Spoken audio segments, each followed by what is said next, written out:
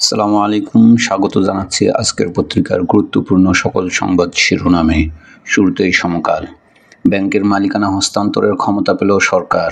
রাজনৈতিক দলগুলো নিজেদের সুবিধামতো সংস্কার চায়। কালের কণ্ঠ।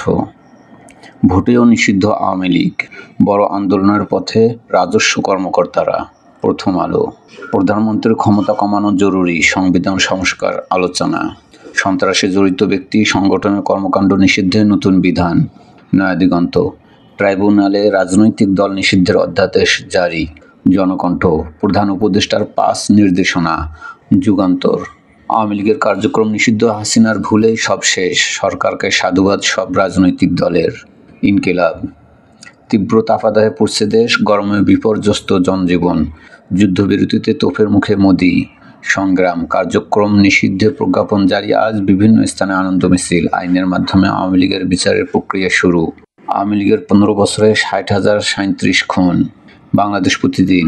আওয়ামী লীগ নিষিদ্ধের প্রক্রিয়া শুরু, এবার বাতিল হচ্ছে নিবন্ধন, যে কোনো সময় কার্যক্রম নিষিদ্ধের প্রজ্ঞাপন। দৈনিক ইত্তেফাক। রাজনৈতিক দল নিষিদ্ধ করতে পারবে ট্রাইব্যুনাল, আইসিটি অ্যাক্ট সংশোধন করে গেজেট প্রকাশ। সন্ত্রাসী কার্যক্রমে জড়িত ব্যক্তি ও সত্তার কার্যক্রমও নিষিদ্ধ করা যাবে। করতোয়া। সন্ত্রাস বিরোধী অধ্যাদেশ অনুমোদন, গেজেট আজ।